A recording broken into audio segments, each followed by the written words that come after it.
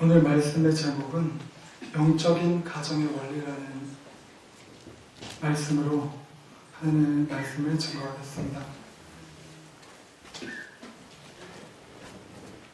어떤 장애인 복지센터에서 일하는 수녀님께서 올린 글입니다. 현준이는 나의 조카로 출생 시 산소 부족으로 경증의 지적장애를 갖게 된 6살의 남자 아동이다. 돌이 넘을 때까지 뒤집기도 하지 못해 가족들을 애타게 했던 녀석이다. 그런 현준이에게 물리치료사 수녀님께서는 무릎으로 걷는 연습을 많이 하면 앞으로 걸을 수 있게 될 거라 이야기해 주셨다. 다른 아기들이 뛰어다닐 때 겨우 4발 기기를 시작한 우리 현준이는 무릎으로 걷는 것이 힘드는지 4발 기기만을 고집했다.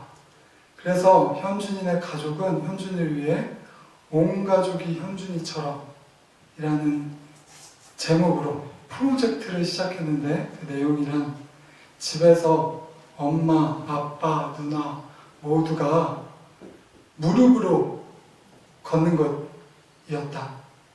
밥 먹으러 식탁으로 올 때도 화장실 갈 때도 온 가족은 무릎 기기를 했다. 속도가 느리고 무릎이 아프기도 했지만 오직 현준이를 위해 온 가족이 무릎 기기를 감행했다.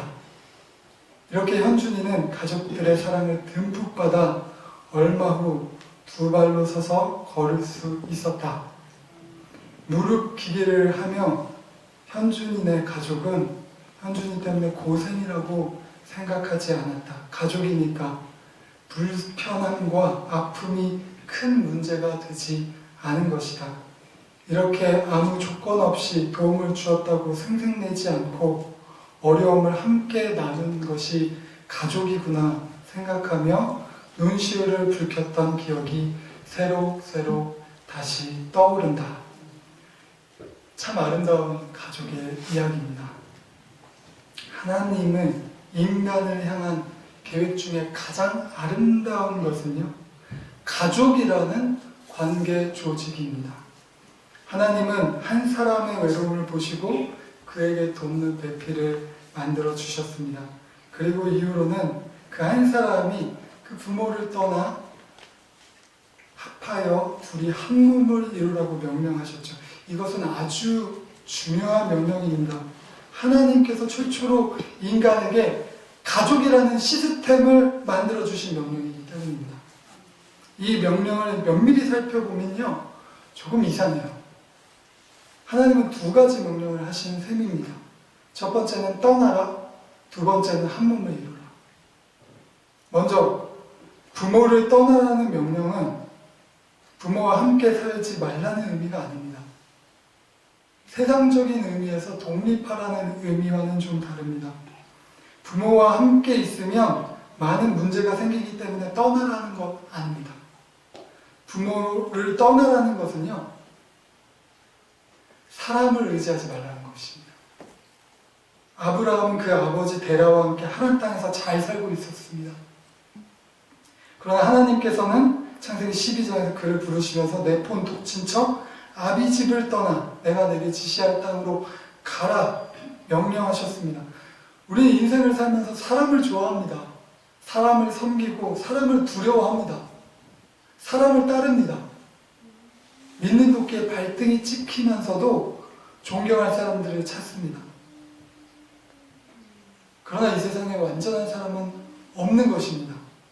그게 부모라고 할지라도.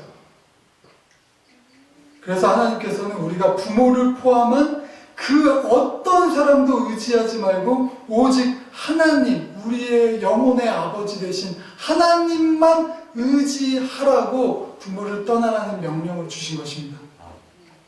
부모를 떠난다는 것은요, 독립하는 것이죠. 근데 이 독립적인 삶은 나의 생각대로 세상을 돌파해 나가는 것인데 반해 하나님을 의지하면서 사는 삶은 하나님 뜻대로 세상을 돌파해 나가는 것입니다. 언뜻 보기엔 독립이 내가 내 힘으로 살아야 되니까 힘들어 보이지만요, 사실 하나님 뜻대로 사는 것이 훨씬 더 어렵습니다. 왜냐하면요, 내가 독립을 하면 내 뜻대로 내가 하고 싶은 대로 하는 일은 쉬워요. 근데 하나님의 뜻과 내 뜻이 차이가 굉장히 많이 나기 때문에 하나님의 뜻을 따르는 것이 어려운 것입니다. 아브라함은 잘 살고 있었는데 하나님께서는 그가 모든 것을 버리고 새로운 땅으로 가기를 원하셨습니다. 아브라함이 스스로 판단하기는 이건 안정된 직장을 버리고 미래를 보장할 수 없는 이상한 창업을 하는 것보다 더 어려운 일이었을 것입니다. 하나님의 뜻과 우리의 판단은 차이가 있습니다. 따르기 힘듭니다. 그러나 우리는 성경의 역사를 통해서 알고 있습니다. 그 길만이 아브라함에게 생명의 길이었고 그 길만이 아브라함에게 축복의 길이었다는 것을. 그럼 하나님께서 인간에게 가족을 명령하시면서 주신 두 번째 명령, 다른 사람을 만나 한 몸을 이루라는 명령을 살펴보겠습니다. 떠나라고 하셨어요. 근데 다시 합치라고 하시네요. 이게 무슨 변덕입니까? 하나님의 명령의 이 뜻은요, 한 몸을 이루라는 것은 우리에게 연합하라는 명령입니다. 한 몸을 이루면 떼어버릴 수가 없습니다. 한 몸에는 장점만 있는 것이 아니라 장점도 단점도 있습니다. 사람마다 연약한 부분이 있죠. 겉으로 보이는 부분에 흠이 있을 수도 있고 속으로 문제가 있을 수도 있습니다. 그러나 장점도 단점도 모두 나이기 때문에 이 몸을 가지고 살 수밖에 없어요. 마음에 안 든다고 내가 나를 포기하는 일이 있어서는 안 됩니다. 그건 나를 창조하신 하나님께 나 불량품이니까 고쳐주세요라고 말하는 꼴밖에 되지 않습니다. 제가 유초등부 사역을 할 때 아이들에게 재미나게 가르쳐준 노래가 하나 있어요. 나는 하나님의 걸작품. 하나님께서 나를 걸작품으로 만드셨다는 노래입니다. 이 세상 그 누구도 아름답게 창조되지 않는 사람이 없어요. 정말 그 말이 맞습니다. 하나님은 실수가 없으시고 하나님은 후회가 없으십니다. 어리석은 우리가, 미련한 우리가, 세상에 썩어져 가는 유행을 따르는 우리가 아름답게 바라보지 않을 뿐입니다. 그러므로 하나님의 두 번째 명령, 한 몸을 이루라는 진짜 의미는 다른 사람을 받아주라는 말입니다. 그 사람의 연약함에도 불구하고 용납하고 사랑하는 것이 손해라고 생각한다면 예수께서 어떠한 사람으로 우리를 받아주셨는지 생각해 보십시오. 이러한 두 가지의 사람, 부모를 떠나라, 하나님만 의지하라, 한 몸을 이루라, 받아주어라, 이 두 가지 명령이 가정의 기본이 되는 원리입니다. 사람에게는 실망만 할 뿐입니다. 가까운 가족일수록 실망하면 상처도 더 커집니다. 그렇기 때문에 우리는 하나님만 의지해야 됩니다. 우리가 가정으로 하나로 연합할지라도 각자 서로를 의지하고 사랑을 의지하면 결국에는 세상은 사람 인자가 서로 기대기 때문에 사람 인자 이런 모양으로 생겼다고 하잖아요. 서로 기대어 서로 버티면 버팀목이 되면 잘 살아갈 수 있다고 하잖아요. 성경은 절대 그렇게 얘기하지 않습니다. 사람끼리 모이면요, 분쟁과 다툼만 일어납니다. 미움과 시기와 질투만 일어납니다. 그런데 이 사람이, 그리고 이 사람들이 같은 하나님을 바라보고 한 믿음을 가지고 한 소망을 가지고 하나님을 바라보며 동행할 때 사람들은 하나님의 뜻을 이루게 되는 것입니다. 오늘날 모든 가정들이 이 두 가지 명령을 제대로 이해하고 실천했다면 지금 우리의 가정에서 일어나는 수많은 문제들이 일어나지도 않을 것입니다. 코로나로 인해서 우리 한국 가정에, 모든 가정에 큰 이슈로 자리 잡았던 게 아침부터 저녁까지 사실은 얼굴을 이렇게 맞대고 비빌 일이 없었는데 그래서 뭐 그전까지는 학교로 바쁘고 직장으로 바쁘고 다들 가족 구성원들이 바쁘셨어요. 근데 이제는 코로나로 인해서 강제로 재택근무하고 재택 수업하니까 하루 종일 얼굴 보니 집집마다 불화가 생기는 것입니다. 사람에게 실망하는 것은 사람을 의지하기 때문입니다. 사람이 미워 보이는 것은 그 사람이 이렇게 해도 꼬아 보이고 저렇게 말해도 꼬아 들리는, 그건 내가 그 사람을 용납하지 못하기 때문입니다. 받아주지 못하기 때문입니다. 이제부터는 하나님의 명령을 우리 모두가 기억하시오. 하나님의 뜻을 준행하는 등대교회의 축복된 가족들이 다 되시기를 소망합니다. 하나님께서 이렇게 구약의 육체적인 가정에 대한 원리들을 명령하셨다면 신약에서는 영적인 가정에 대한 원리를 가르쳐 주셨습니다. 영적인 가정은 바로 교회입니다. 만약 우리가 지금 다 함께 시험을 본다고 생각해 보십시오. 시험 문제가 이렇습니다. 교회란 어떤 곳이 되어야 하는가? 이런 문제가 나오면 우리 성도님들 뭐라고 적으시겠습니까? 정답을 알려드리겠습니다. 교회는 아버지, 어머니와 같아야 됩니다. 자식을 낳고 기르는 부모와 같아야 된다는 말입니다. 하나님은 성도들을 아버지와 어머니 같은 교회 품에 모으기를 원하십니다.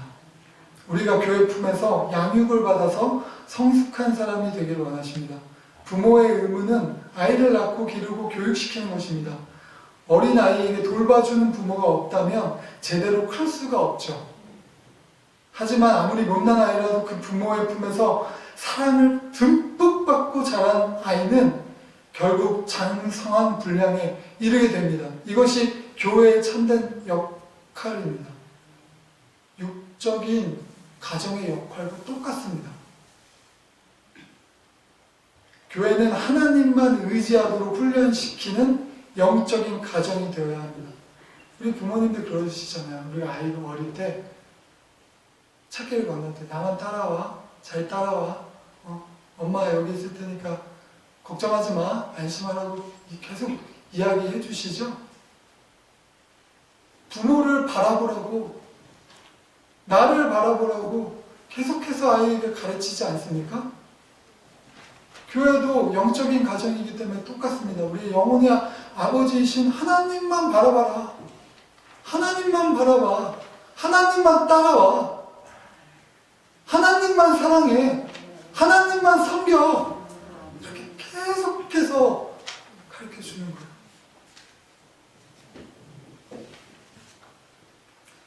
여기에서 주의할 점이 하나 있는데요.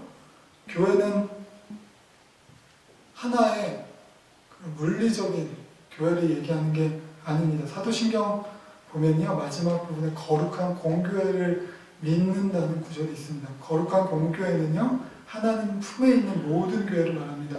우리 교회가 소중하지만 우리 교회만 소중한 건 아닙니다. 우리 엄마만 엄마가 아니죠. 우리 아빠만 아빠가 아니죠.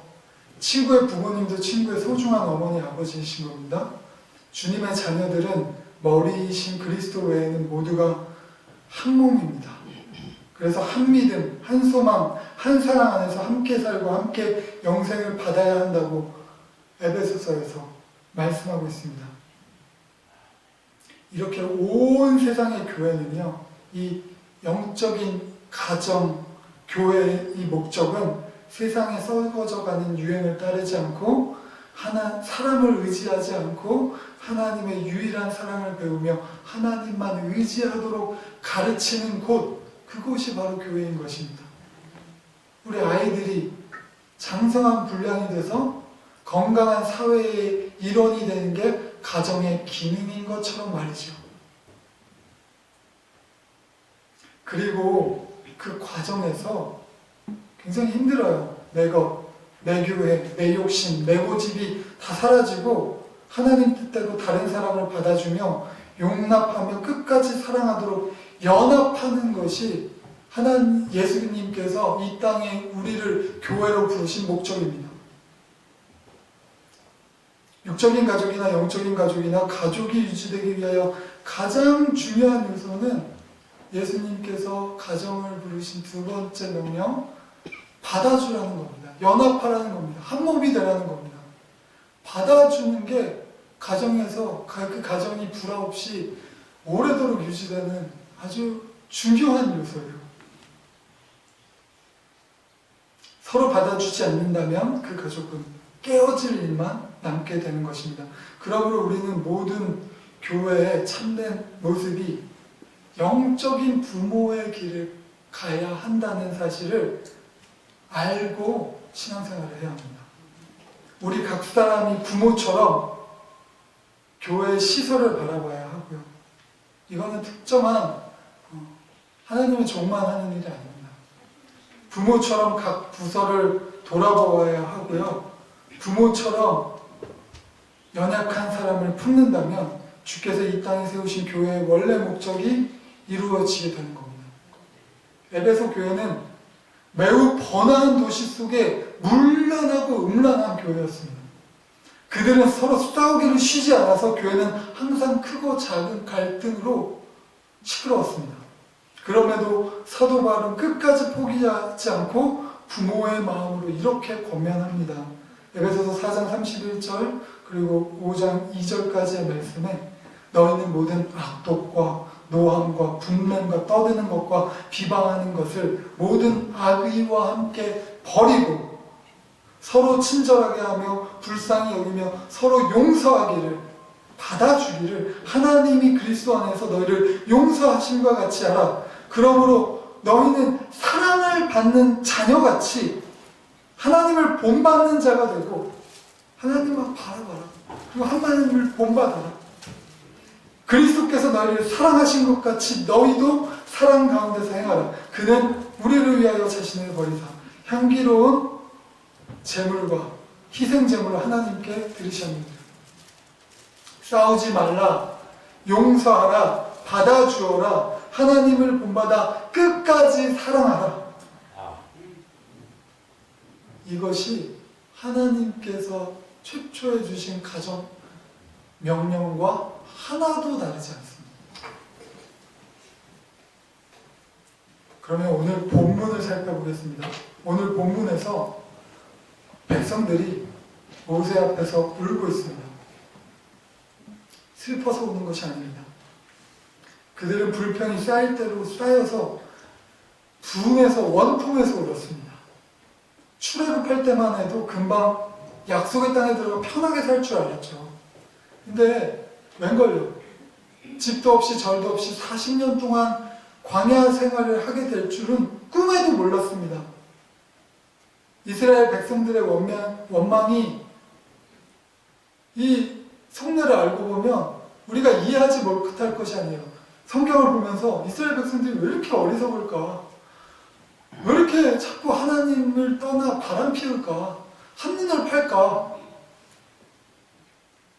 우리의 모습이 그런 거예요. 내 모습이 딱이래. 하나님은 이미 만나를 주신 상황입니다. 광야에서 백성들이 먹는 문제를 이미 해결해 주셨습니다. 그러나 백성들의 불평은요, 도가 지나쳤습니다. 누가 우리에게 고기를 주어 먹게 하랴. 우리가 애굽에 있을 때에는 값없이 생선과 오이와 참외와 부추와 파와 마늘을 먹은 것이 생각나거늘 이제는 우리의 기력이 다하여 이 만나 외에는 보이는 것이 아무것도 없도다. 10수년 전의 일이 생각이 납니다. 저희 어머니께서요, 어디 멀리 다녀오시면서 집에 오셔서 예쁘게 포장된 떡을 꺼내셨어요. 근데 배가 그때 제가 불렀나 봐요. 안 먹겠다고 말씀드렸는데요. 저희 어머니께서 굉장히 서운해하시고 심지어는 약간 화까지 내시는 것 같았습니다. 나중에 알고 보니까요, 그 떡은 제 어머니께서 굉장히 먼 거리를 택시비를 아끼고 걸어오셔서 그 값으로 저를 생각하시면서 사신 떡이라는 것을 알게 됐습니다.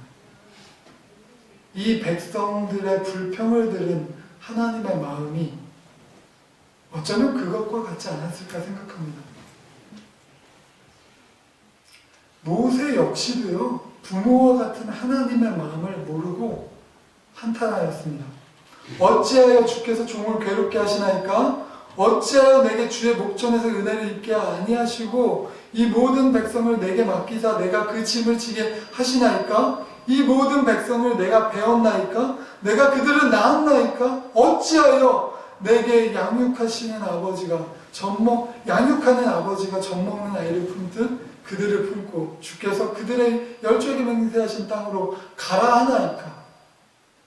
백성들의 불평도 불평이지만 하나님을 잘 믿는다는 모세의 불평도 하나님을 잘 믿는다는 우리의 모습과 같지 않습니까? 모세는 백성들을 용납하는 일은 내가 할 일이 아니라는 거죠. 그들을 부모처럼 품는 일은 내가 할 일이 아니라는 겁니다. 부모가 되기 싫다는 거예요.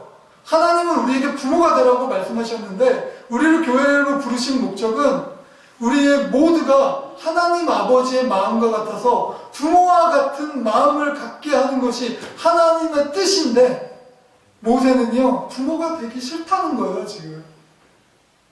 모세는 계속해서 말합니다. 이 모든 백성에게 줄 고기를 내가 어디서 얻으리이까? 그들이 나를 향하여 울며 이르되 우리에게 고기를 주어 먹게 하라 하온즉 책임이 심히 중하여 나 혼자서는 이 모든 백성을 감당할 수 없나이다. 주께서 내게 이같이 행하실진대 구하옵나니 내게 은혜를 베푸사 즉시에 나를 죽여 내가 고난당함을 내가 보지 않게 하옵소서.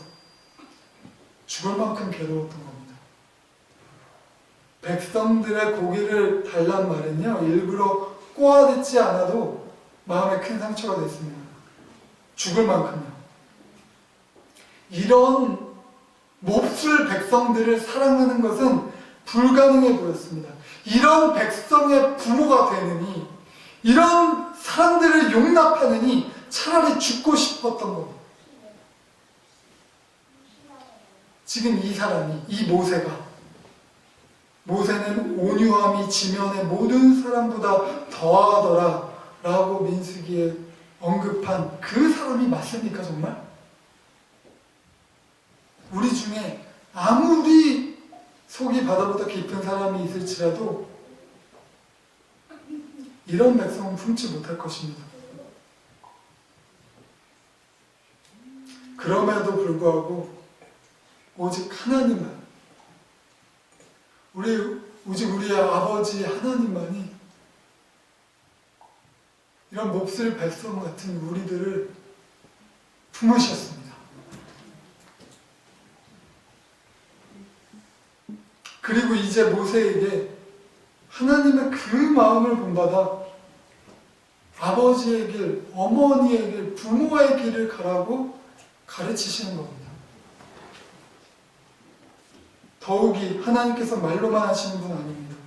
백성들의 불평과 모세의 불평까지 모두 해결할 방법을 가르쳐 주셨습니다. 백성들에게는 고기의 냄새도 싫어하기까지 한 달 동안 먹게 하시리라 약속하셨고 모세에게는 장로 70인을 세워 모세의 일을 분담하게 하셨습니다. 교회가 아무리 부모의 역할을 감당하다 할지라도 모세와 같은 사람 한두 명으로는 모든 책임을 질 수 없습니다. 우리 모두가 모세가 되어야 돼요.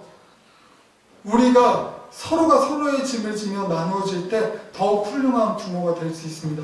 아이 둘 가진 어떤 아내분께서요, 우스갯소리로 우리 집엔 아이가 3명 있다. 첫째 아들, 둘째 아들이 큰아들, 남편까지요. 이게 무슨 말이죠? 우스갯소리지만 남편이 부모의 역할을 제대로 못한다는 말 아니겠습니까? 한 사람에게 일이 몰리면 교회 전체에도 유익하지 못합니다. 자기의 책임을 미루면 전체가 힘들어집니다. 또한 우리가 세상적인 분업에 너무 익숙한 나머지 책임을 정해놓고 자기의 책임이 아니라고 선을 긋는 것도 좋지 못합니다. 왜냐하면 회사는 기업이고요. 교회는 가정이기 때문입니다. 아이가 다칠 위험에 처했는데 오늘은 남편이 당번이라고 아내가 손 놓고 있다면 올바른 돌봄이 아닌 것처럼 교회도 그러합니다. 사람의 생각으로는 이 몹쓸 백성의 불평을 잠재우는 게 불가능해 보여요. 모세가 이르되 나와 함께 있는 이 백성의 보행자가 60만 명이온데 주의 말씀에 한 달 동안 고기를 주어 먹게 하겠다 하시오니 그들을 위하여 양떼와 소떼를 잡은들 조카오며 바다의 모든 고기를 모은들 조카로 오리이까. 어떨 때는요 도저히 우리 앞에 당한 문제가 풀리지 않을 것 같습니다. 어떤 사람은요 천지가 변해도 절대 이 사람은 변하지 않을 것처럼 느껴지는 그런 사람이 있습니다. 그러나 우리가 하나님만 의지하고 주님의 명령을 준행하여 다른 사람을 절대 포기하지 않고 용납하면 하나님께서는 하나님의 일을 반드시 이루십니다. 여호와께서 모세에게 이르시되 여호와의 손이 짧으냐 여호와의 손이 짧으냐 내가 이제 내 말이 내게 응하는 여부를 보게 되리라. 할렐루야. 오늘 말씀의 결론을 내리겠습니다. 하나님께서는 구약에서 육적인 가정의 원리를 따라 살 것을 인간에게 명령하셨습니다. 그리고 신약에서는 예수님께서 세우신 교회가 이 육적인 가정의 원리와 똑같게 영적인 가정의 원리를 따라 살아야 함을 말씀하고 있습니다. 부모를 떠나라는 명령대로 사랑을 의지하지 말고 하나님만 의지하십시오. 한 몸을 이루라는 명령대로 다른 사람을 용납하고 끝까지 사랑하십시오. 아버지의 길을 가십시오. 어머니의 길을 가십시오. 부모가 되십시오. 이것이 우리 주님이 우리를 교회로 부르신 목적입니다. 오늘 말씀을 마치겠습니다.